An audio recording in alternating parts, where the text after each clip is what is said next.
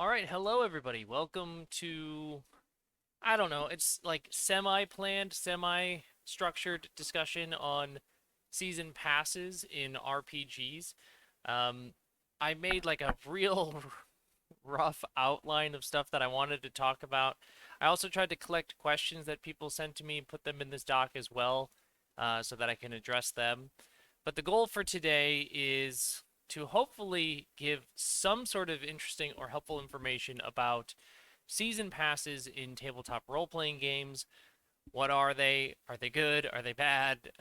What was my experience like running them? Because I've now run two season passes for one of my games with Light, and there's a couple of other people that are doing it. And so I want to talk about my experience with it, let folks know what that is like, and then I want to sit down with Keegan and Maddie at some point and ask them how it's going for them because they're each doing something a little different and a little same with their season passes. But like I said, hopefully this is interesting or useful.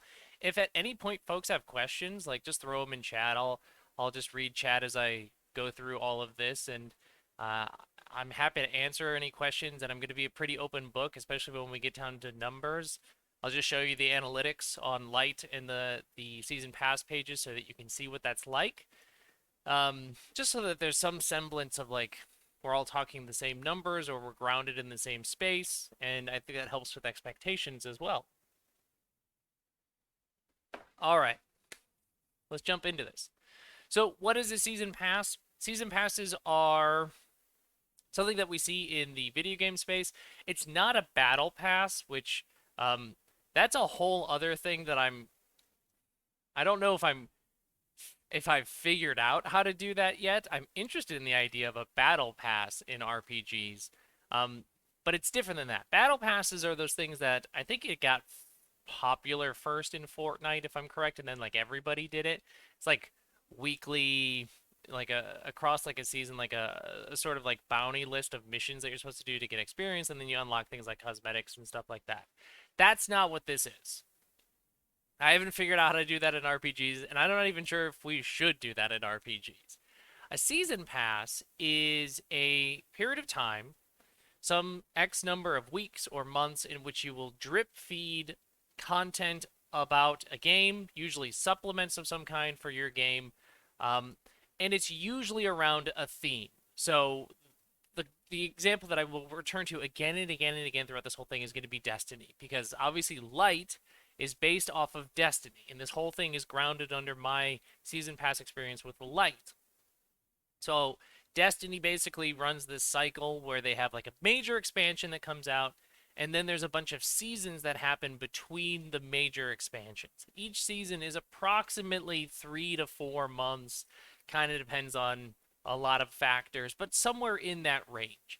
And a season has a theme to it. So, season of the hunt, season of the drifter, etc. Each of these seasons has a theme, and inside it, then every like week or 2 weeks, there's going to be some new thing that happens. It could be like a new story mission, it could be a new game mode, it could be access to a new weapon.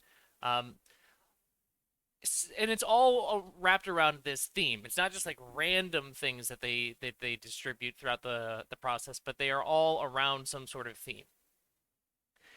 They could be supported by things like battle passes, but again, that's not what we're talking about.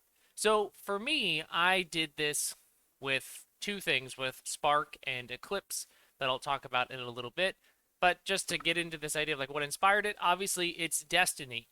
Um, and how Destiny is doing it nowadays, I think, is pretty clever. They have it where essentially the core game of Destiny is free, and you can add on to your Destiny experience by buying seasons as you want to play them. So if you want to step out of a season, if you're not interested in playing for a little while, you don't have to buy that season's stuff. Or if you get into Destiny 5 years after it's already started, you don't have to go back and buy all the stuff. You can just kind of like pick up wherever you want along the trail. Um, that's not exactly how I do it with Light, because Light has only been out for about 9 months. So it's not exactly the same thing. But the idea then, and it has become recently since I just made Light free, is that the season passes are the thing that fuels the game for you. The core gameplay loop is free. You want to make it more interesting or modular or customizable, that's what you pay for. Yeah, Bad Quail. In fact, a lot of the old content is just gated out now for Destiny. A lot of it has been vaulted. Nevin messaged me earlier this morning and they said, make something with Light that vaults old material. And I laughed at that. It would be a slight possible way of solving some of the problems I was talking about yesterday with Light as the complete edition. But yes, that's true. Like eventually, because these seasons just keep coming out and there's new stuff, there's a new way to play the game. There's a whole new set of weapons, a whole new set of armor. Like that's overwhelming. That's a lot to keep track of. And so eventually you're just like, okay, some of that older stuff, don't worry about it. Worry about this newer stuff. Playing the new space. That old playground is breaking apart and falling apart. It's filled with splinters. Playing this new fancy playground. I want to preface before I jump into my season pass stuff to say that I'm not the only one doing this. Um, I think, and I don't know this for sure. I think I'm like the first person that did it. There are other things that are similar to a season pass.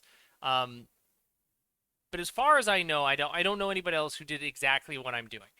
I'm not patting myself on the back there. It truly could just be ignorance on my part in terms of not knowing every aspect of the scene. So uh, that's as far as I know. Um, I'm in the. I'll say I'm an early adapter or adopter the the style.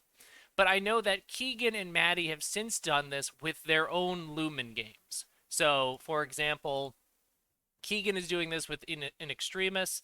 Um, you can see that right now the first thing for the In Extremis season, which is called the Season of Discovery, is already out. And then that there's more stuff that is coming. And in fact, one of them has been announced, and then there's a sort of as of yet, unnamed thing that's going to come out to add on to your In Extremis Space Necromancer gameplay. Same thing with Crystalline. I never know how to pronounce it. I'm so sorry. Um, what I think Maddie's doing that is really cool with this is that um, Light does themed seasons that are kind of like disparate modules, and Keegan is doing a themed season with In Extremis. Maddie is doing this thing where it's actually a continuous story. So it's a bunch of adventures that are being released across four parts, and they're sort of being woven together. Um, it's pronounced Crystalline. Thank you, Roland. You've helped me. Um, it's cool. So it's these are adventures that are being woven together, one module to the next. So it is kind of like what we see in season pass stuff in Destiny, for example, where you might have like every week a new segment of the ongoing story quest is unveiled, except instead of a weekly basis, it's like every month a new module comes out. But I think this is really cool and something that I would like to capture maybe eventually in some sort of future version of Light when I was talking about Light Live stuff. But I think this is a fun and a cool twist on the season pass approach. So I just wanted to acknowledge that that's what um that there are other people that are doing this, and I think that's really exciting and very cool. And it's possible that after listening to this or asking any questions that you have, that you might think that this is something that you want to do. And there's eventually a question that says, would you do it again? And yeah, I would do it again. So hopefully all of this is to show you that this can be really cool. It has its downsides that we'll talk about, but it can be cool. Okay, so Spark and Eclipse were my first two seasons, and I should say they're pretty much my only two seasons, as far as I can tell. I don't know if I'm going to be doing another season for Light anytime soon, if ever. And that's not to say that because the season pass experience was a bad experience.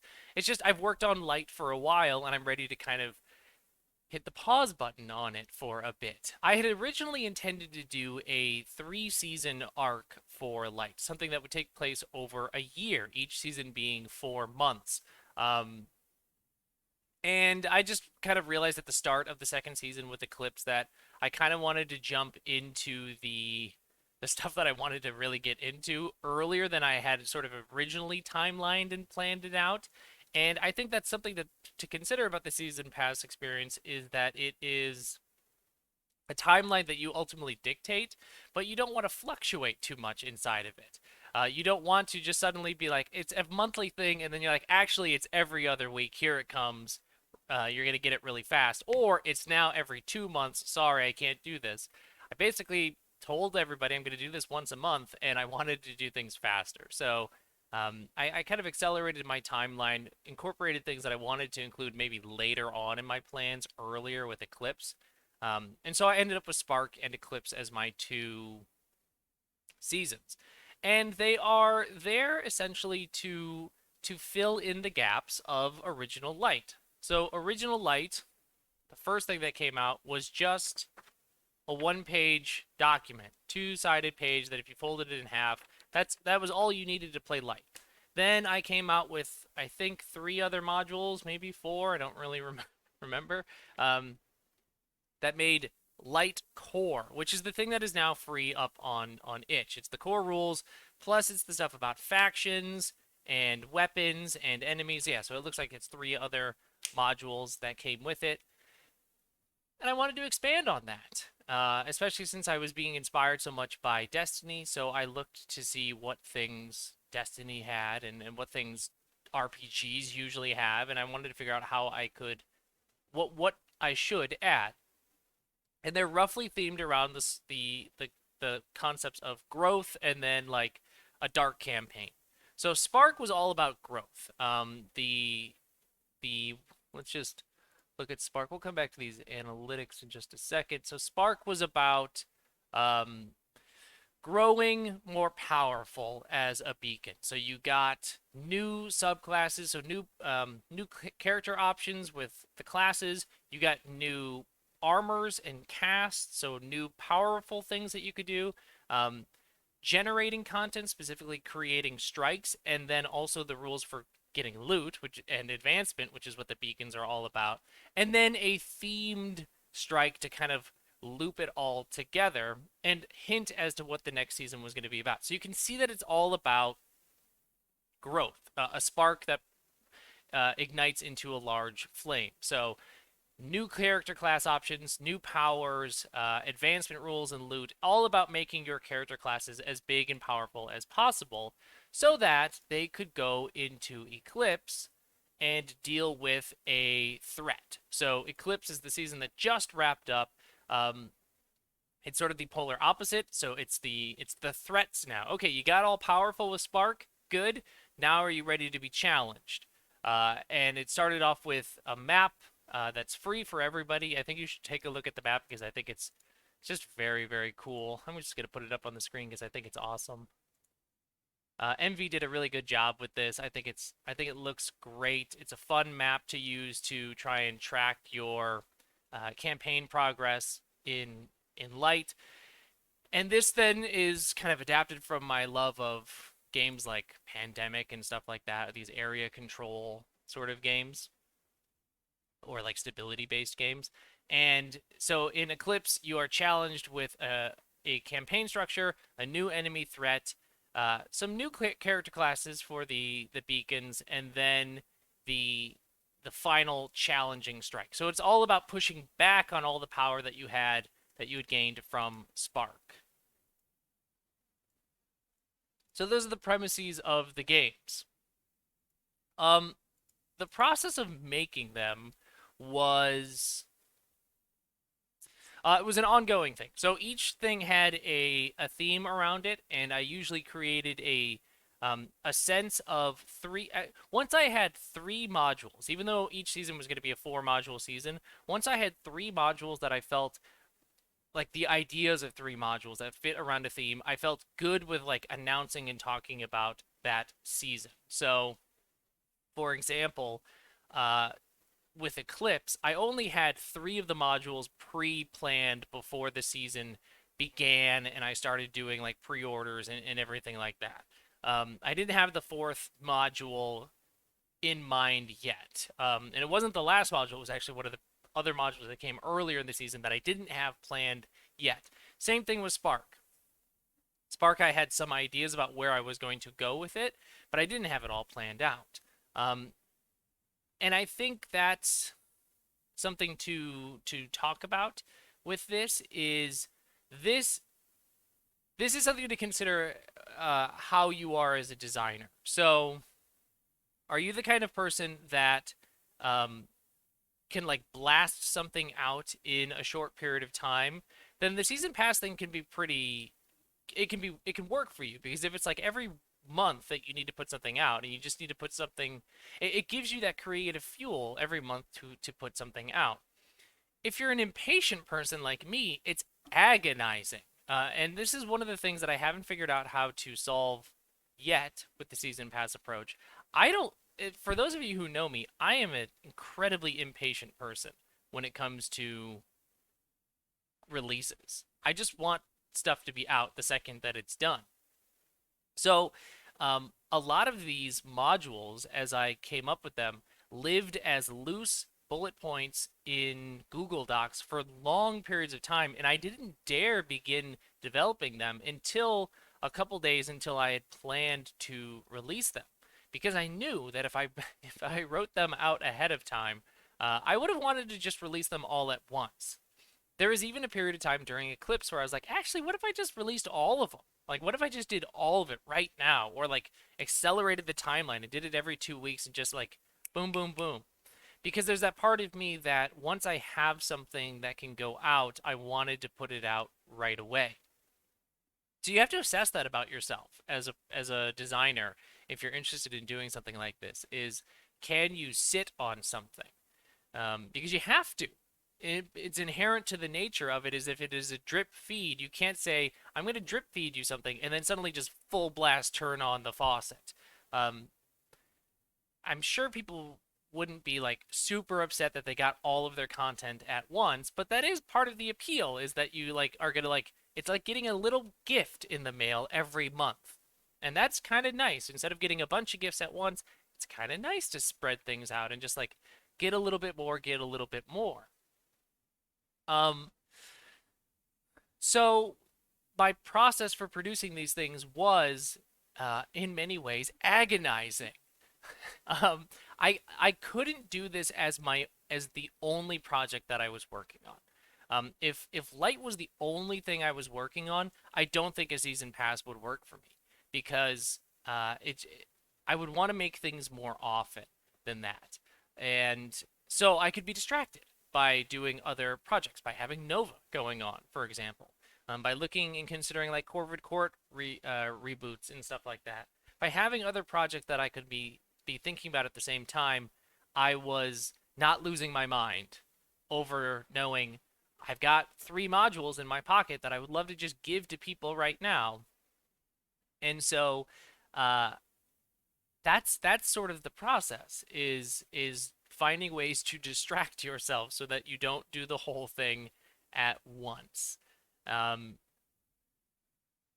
so yeah, there's a question of would you do it again or advice and everything like that, and that is something that I'll probably reiterate a little bit of just like you really have to ask yourself how patient you are as a designer if you're considering doing something like this. All right, let's talk numbers. Let's talk numbers. So, here's Light. This is Light, the core game. Okay. So Light is sitting at 255 payments. So 255 people have bought Light on itch.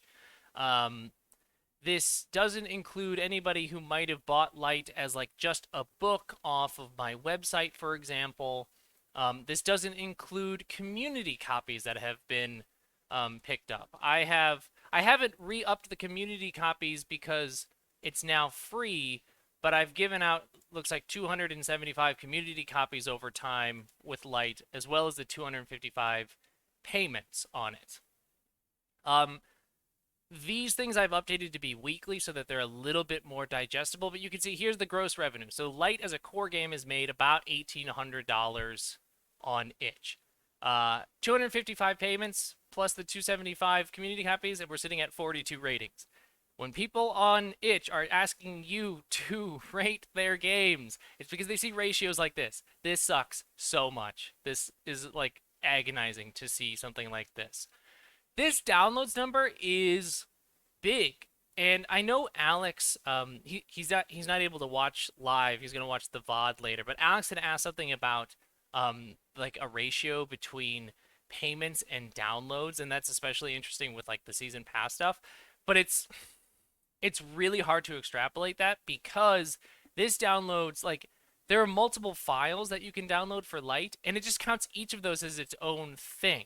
So like if you download all three files for Lite, that counts as three downloads, even if it's just one person downloading it like to their computer. So um, because there's different files, there's multiple files, the downloads number ultimately is not a extremely useful number for us in terms of figuring things out. Yeah, exactly. So Bad Quail mentions having some games with 5 PDFs, and it makes the download seem really extreme. Like when I released the Spark module yesterday, the there was like a little bundle of downloads right away. And I know it wasn't because 18 people went and downloaded it right away. I know it's because some people went and downloaded both versions right away. And like Sean just mentioned in chat, uh, downloading it across multiple devices.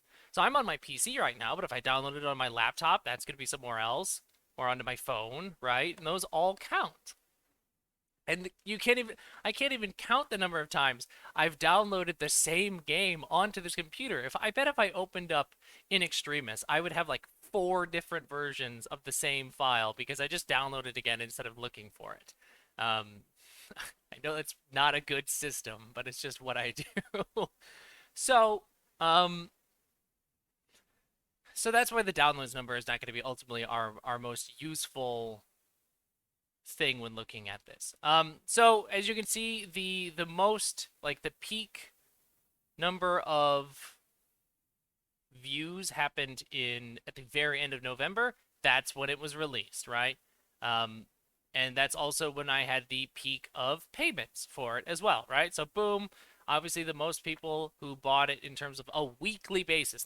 Each of these dots represents a week, by the way. That's how this graph is broken down here. So like the highest grossing week in terms of payments, in terms of number of payments, was at the very end of November. And then obviously, like all games, it drops off, pretty much disappears, and then it has like a couple of bounce backs. Although these bounce backs aren't always at the places that you would expect them to be. So, for example, if we thought this would be lined up with season passes, the season pass for, let's see here, for Spark, if my memory is correct, let me remind myself, it launched December 31st, right? So I launched the first season pass essentially at the start of the new year, right at the start of January, let's just say. And here's January of 2021, and it's not like the season pass brought in a shit ton of new buyers for Lite. It didn't. So if the assumption is that as you release these season passes, it's going to cause boosts or boons in the core game, it didn't. And this kind of comes back to the conversation I was having earlier about having the core game free. I think that ultimately would have been more beneficial to me to have the core game be free and have the season passes be the revenue thing. Um, because eventually the price tag gets big. When I was at peak price tag for Lite, it was a $30 game if you bought the base game and the two seasons, right? Now it's a $20 game if you get the core rules and both of the seasons. And I think that's an easier pill for some people to swallow, especially because you can try the core game out and see if you like it. So these other peaks are not inherently linked to season pass releases. This peak here in April is somewhat connected to the release of Spark, or not Spark, Eclipse. That was where the second season kicks in. But then, as you can see, it kind of just drops down again. But there are like peaks, right? So here's the other peak in terms of views. The view counts line up with the season pass releases, right? So boom, you release, like this is still December, and then like the view count for Spark, nothing, but the view count for Eclipse showed a big increase. Now, what's also going on during some of these peaks? These are sales and stuff, right? These are sales and other events that are going on itch that, unless I go back and track all of my sales that I ever ran, or all the events or bundles or anything like that I was ever in, I'm not going to be able to decipher all of this. That's like a deep data clean that, for the sake of the stream, I didn't do. um, but I hope this gives you some sense. And you can see that there's a tail here going on. This is me making light free. Second I made it free, the views start to tick up, the downloads start to tick up, and that's inherently going to be the case anytime you make anything free. So that is light as a number, just so you know what the base game is at. So here's Spark's numbers. Now we're going to go back and forth between these tabs to try and like make some connections and try and understand Venn diagram, but it's not going to be perfect. It's not going to be perfect because so quick tangent. When I did the Slayers Kickstarter, I did that, and then a few months later I did the Dust Kickstarter for Slayers. Ooh, Kickslayer. That's got to be something. And essentially, anybody who backed Dust already owned Slayers. There would be really no reason to back Dust without already owning Slayers. It just, I don't know. I just don't know why you would do that. So when I released these season passes, the assumption is that you wouldn't buy Spark unless you owned Light. So we look at this number here, 121 payments, right? So 121 people bought the season pass of Spark across its lifetime, up until today.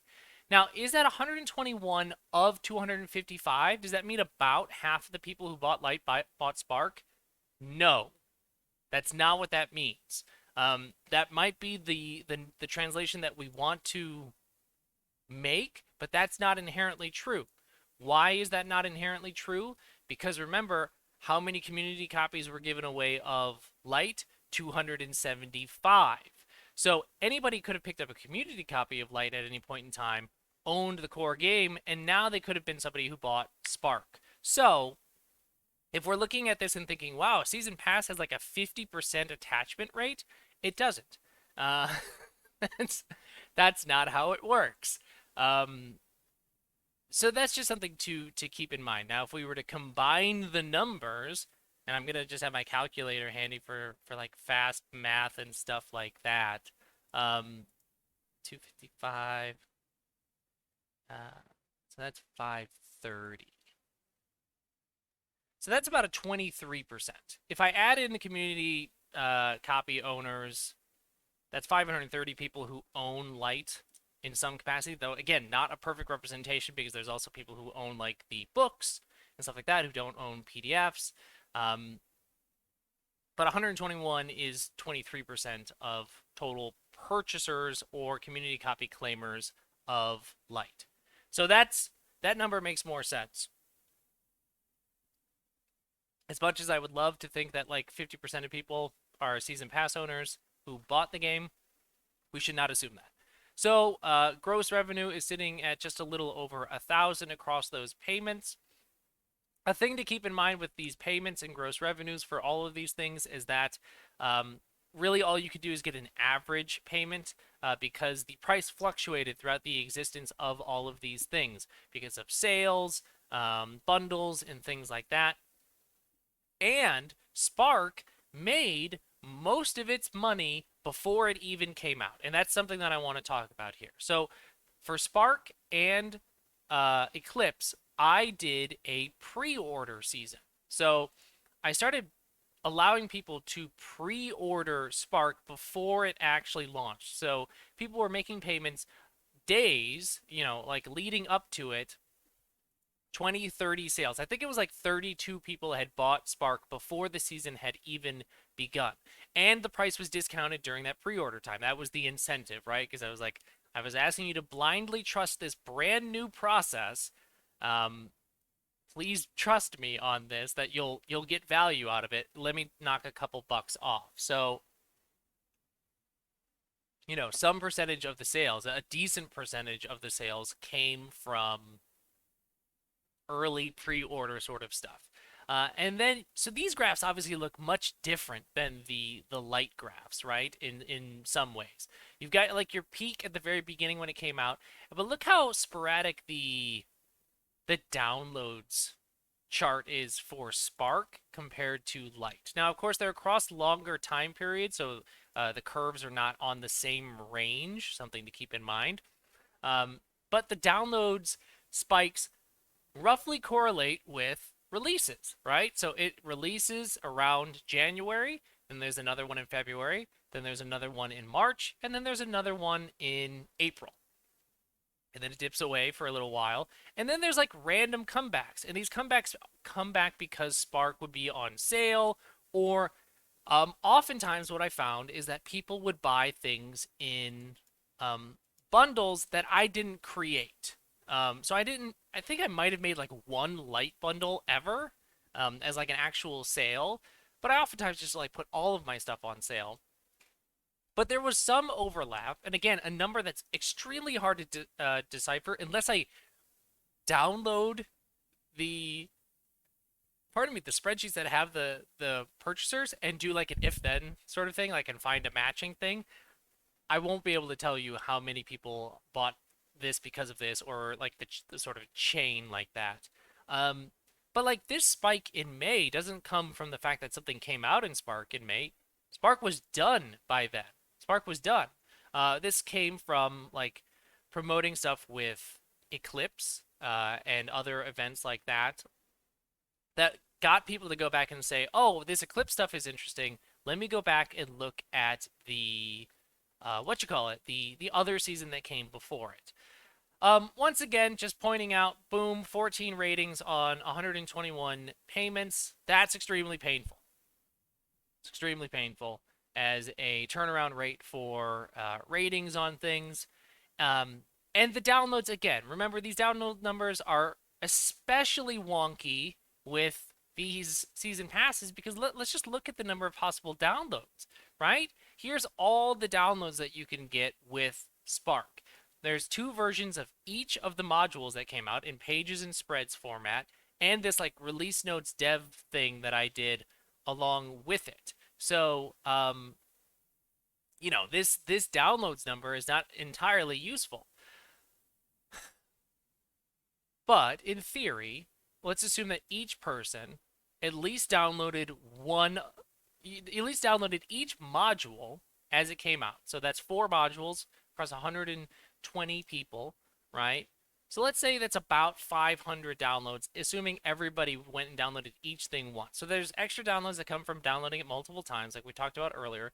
But I'm going to be 100% honest with you, and this is extremely difficult to tell. I don't know, and I don't believe that people who downloaded and bought Spark downloaded all the modules. I don't think they did.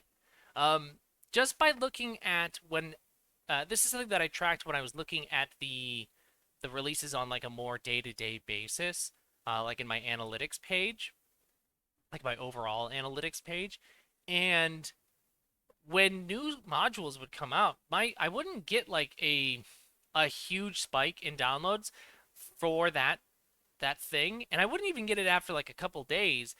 And so I truly don't think everybody downloads everything in the season passes. This is something that I'm going to talk about later once we finish talking about numbers of like, how do you remind people that they own this and that they can go back and go get this stuff? Now, of course, I'm not saying you have to go download the new module right away when it comes out, but that's just a concern that I have of like, I'm worried that somebody might have downloaded this and just simply forgotten about it. And that's totally reasonable, and again goes to one of the cons that I want to talk about in terms of time frame. This is a 4 month period. I don't expect to keep your attention for more than an hour with these streams. So let alone 4 months of me like occasionally like knocking on your door and be like, hey, here's that new treat you ordered. That's something to keep in mind. So here's our numbers for Spark. They do, yeah. Updates, logs, all that stuff go out to all of the followers. They go out to people who purchased it. So I would count on devlogs and I would count on talking about it on Twitter. But even still, like, I mean, I'll admit it. I mostly just trash emails that Itch sends me. I just don't read them. I own enough games and follow enough people that uh, I just don't read itch emails. I'll look at my feed for new stuff and stuff like that. But even then, like the feed can be overwhelming because some people will go and rate, and I'm glad that they do, 50 games in a row. And so you're just like, okay, where's the next activity that actually is useful to me? So I'm thankful that they're going out and rating their games, but when you go rate your backlog in bulk like that, it fills the feed. It is heresy, Sean. I'm sorry that I don't read every every email that gets sent to me. um, okay, so look at the spreadsheet I had to make to track each games I bought. Yeah, right. It's oh God, Roland, you've been like really you've been on such a roll with tracking and like showing off your collection and everything. It's overwhelming, right? It's absolutely overwhelming. Um, okay, so this is Spark. So let's look at Eclipse numbers. Right away, we should see something pretty different here, right? Now, Eclipse has been out, admittedly, for about half the time that Spark has been out. And look at the numbers. They're about half the numbers of Spark. Um, yeah, that's the clip. Sorry, Sean, it's heresy. I'm sorry. uh, so here's your numbers for Eclipse. Eclipse literally just ended, right? It came out. I just put out the last module for it. So the range that we are talking about here um, is a shrunken range compared to Light, which stretched back all the way to November of 2020, and then Spark, which was the very end of December, and now much shorter range here. We're talking April till now. So the graph is going to look obviously different because we're just on different scales here. I did the same thing with Eclipse that I did with Spark. I ran a pre-order thing. Now, what I will tell you is that the pre-orders for Eclipse were way worse than Spark. Way worse. Like a third. I got like a third of the number of pre-orders for Eclipse than I did with Spark. Now, why is that the case? Let's think about why that might be the case. Well, Light originally came out at the end of November to some fanfare that it was well received, and I followed it pretty quickly with the season pass idea. And so it was still fresh on people's minds. People were still learning about Light. I'm not saying people were playing Light, but they were talking about Light. And so the season pass for Spark was fresh. It was fresh stuff for a game that just came out. Cool. This is me saying, hey, that thing that I made like 4 months ago, I want to do more with it. And I'm going to do more with it across a 4 month period. And that's a much bigger ask. That's a way harder ask. And so, naturally, the sales and everything are going to be less than. And that's another thing to consider if you're doing this season pass model is if you're going to do multiple seasons, you really have to have a solution on how to keep a constant hype and attention on this season thing and truly incentivize people to continue to buy and to pay attention to your game. Like I'm asking people now to have paid attention to Light for about 9 months straight. Now, not as their sole focus of attention, but I am asking you to at least once a month pay attention to Light. And as we are talking about in chat, there's so many games. That's a huge ask. It's a huge ask for you to have to keep coming back to this thing and talk about it. Now, I will say, and one thing I'm really happy about is the ratio of ratings to payments here is way stronger than the ratio of payments to ratings on the others. 10 ratings is not fantastic, but it's only 4 less than this, and I got double the payments over here. Um, so I don't know why the ratings are better on Eclipse than they are on, in terms of a ratio perspective, for Eclipse than Spark and Light. That's, I don't know. I can't answer that question because I don't know what I might have done differently across those two time periods. But I did the same thing, like I said, with pre-order. So you're going to see a huge spike here, and then basically it's going to drop off in terms of payments moving forward. And that's pretty typical. When people did buy Eclipse, they oftentimes bought Eclipse not alone. Now, this is purely anecdotal evidence. I don't have something to put up on screen to show you or to talk about this, but oftentimes people would buy Eclipse alongside Light itself or alongside Spark. So it was rarely an instance in which people bought this as like its own sole thing. And that's kind of interesting to me. You can see the couple of peaks when things would kind of come out, but even still, it's not huge peaks in terms of downloads and views. But there's obviously like the points, boom, boom, boom, and now this slow rise in August as I just put something out of when the next thing came out. Okay, so from a numbers perspective, if you're interested in doing something like this, you now can see, at least from where I'm at as a designer, with the following and the base that I have, and how the popularity that Light had, which I'm not saying it was extremely popular, but it was at least recognized for a short period of time. This is what I was able to accomplish with the season pass. So about $500 with Spark, about $1,000, or sorry, with Eclipse, $1,000 with Spark, and then the stuff with the core game itself. I like being an open book about this stuff because I think that helps people. I think that is a useful thing for people to have so that they have a basis, or they. I don't like talking about arbitrary numbers. I think this is a useful measurement for people to look at. If you are genuinely considering doing something like this, you can have at least a rough approximation of what to expect based off of ratios of you and me, for example. I think that's useful stuff. So those are the numbers. I don't know if there are any other numbers people want. Um, I can try and figure them out, but I think those are kind of the most useful in terms of looking at the graphs. No, downloads is so warped, so don't worry about downloads. But I think the ratio of ratings to payments is really important. Um, Payments and gross revenue and everything like that.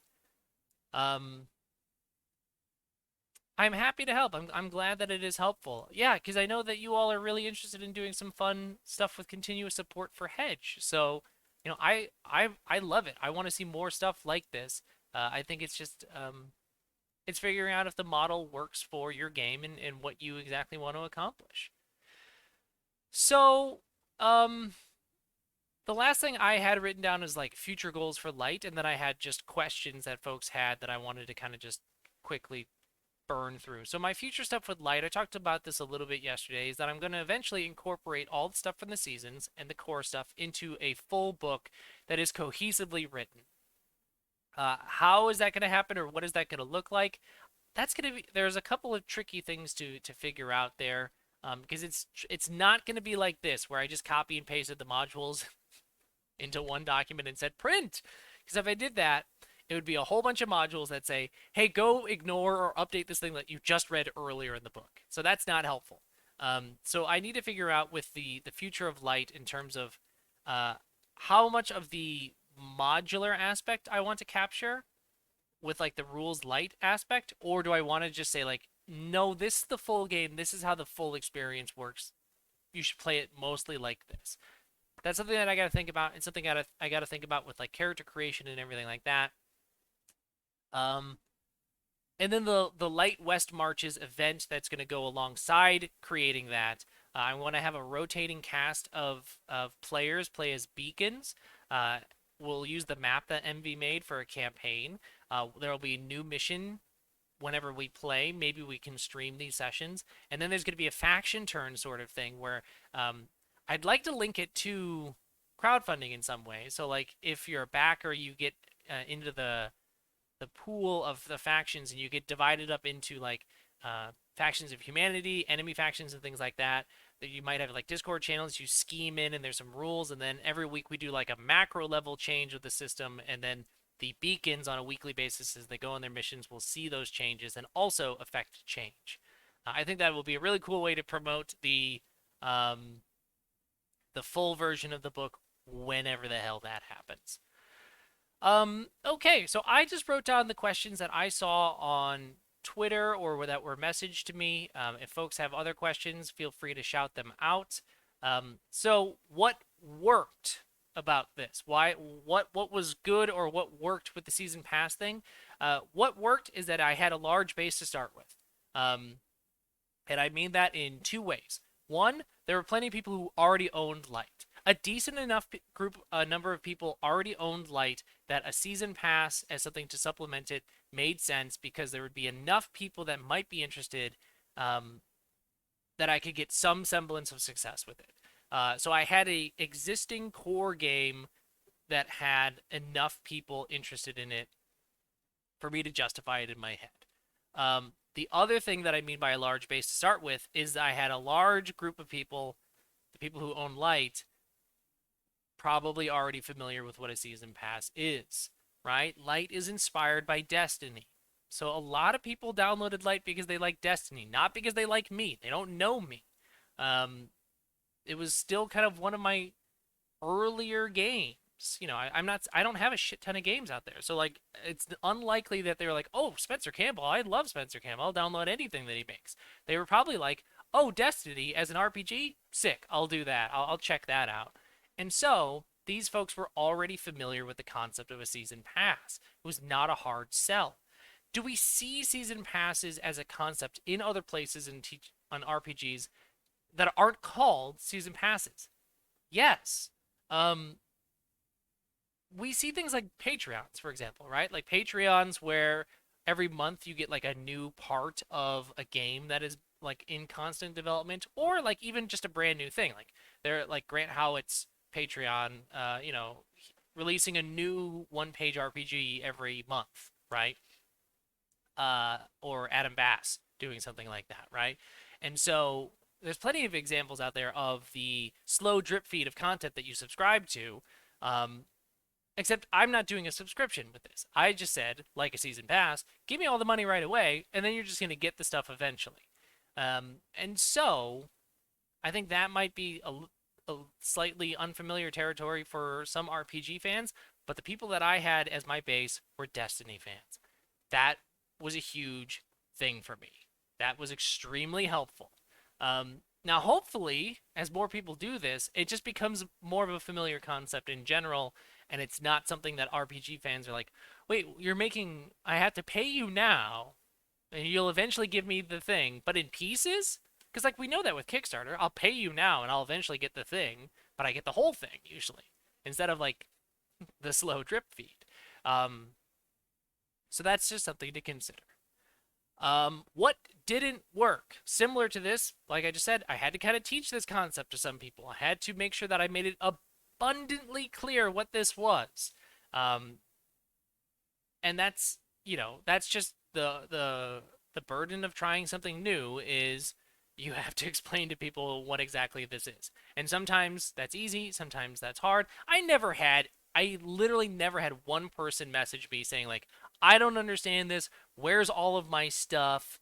Where, I paid you $10, but there's only one thing. Where's the other thing? I never had anybody do that. And so I don't know, again, if that's because I explained it clearly enough on the game page or if people already understood the concept. But that's just something to consider that you do have to like make sure people know. You're putting day one DLC into. That's right. That's right. It's not all in the disc right away. You gotta download the patch. You gotta get the DLC right away. What didn't work for me personally? 1 month between each release. Like I said earlier, I'm an incredibly impatient person sometimes when it comes to releasing stuff, games. That's why Corvid Court was just a 48-hour fever pitch writing thing, and I just released it. Same thing with Original Light. I did not do any kind of fanfare. I had no hype leading up to it. I just said, and here it is, the Destiny RPG, because I could not be asked to try and hype it up for a couple weeks before it happened. So a month in between each release is agonizing to me. Also because self-promo is hard, and that's the next point here. You need to constantly hype this thing. It's for me a 4 month period. That's a long time to just be like, hey, just so you know, there's still this season pass. There's 2 things out. There's gonna be more things coming. You can get it now. And like self promo is already difficult for many of us, and so you want to make sure that the time frame that you have chosen fits the time frame in which that you feel like you can adequately hype things. We were talking about this on the Gil RPG's Discord earlier. Some people were talking about the idea of like kind of constantly needing to hype things, and if you're not self-promoting, people are not finding your stuff. That's just the way that it works. It's very rare that I get purchases on itch like out of the blue without me having at least recently tweeted something about it or somebody mentioning me in some thread. So that's that's a hard thing to do for me, is self promo on a constant scale. And then on top of that, that promo as a reminder to go download your shit. Go look at it. Let me know if you like the new stuff. Really, the only way I found out if people like the stuff is if they told me on Discord. Um, like, I could always count on Josh to read it and be like, hey, this is cool, or I like this, or you know, him giving me some immediate feedback on release. But otherwise, it can be kind of a weird, lonely void. The other thing, and this is not like a complaint, but this is a really interesting thing that I'm noticing. I noticed it with Light, and I'm noticing it with Nova, is that there's a clash. Because what I like to do is I like to run game jams for my stuff. I like to run game jams where people can make things. Slayer's had one, Light had one, Nova's gonna have one, and inevitably, people came out with stuff that I wanted to make, that I had intended on making, and they came out with it first. And especially because I had intended on making it 3 months from now, according to my season pass timeline. And I would look and I'd go, fuck. Fuck. That person already made this thing. Now what am I supposed to do? Make it again and just say, download my version of it? That's hard, right? That's when you put yourself on a time frame like that. If you have a game that you're encouraging other people to make stuff for, you will run into this. People are already making stuff for Nova that Nova's not even out. It doesn't exist yet. Like, there's the quick start, but there's people who are already making stuff, and that's awesome. But like, fuck, what if they come up with something that I had intended on doing? In fact, somebody had messaged me and say, hey, have you thought about doing this? And I had to be like, I mean, no offense, but I had fully intended on making this as a supplement for Nova in the future.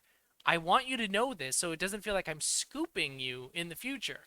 And there was no offense taken or anything like that, but it is part of the our indie RPG scene is one in which we collaboratively make things, or we jam and hack off of each other. And if you want to do a season pass, you just might run into some of these instances where somebody makes something that you had planned on releasing 2 months from now, and now you have to kind of figure out what you want to do about that. Something to consider. Would I do it again? I think maybe. Maybe's the answer. I would do it with.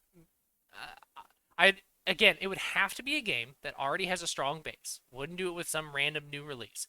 Has to be a game that has a strong base. I would probably do it with less time in between because a month is way too long for me.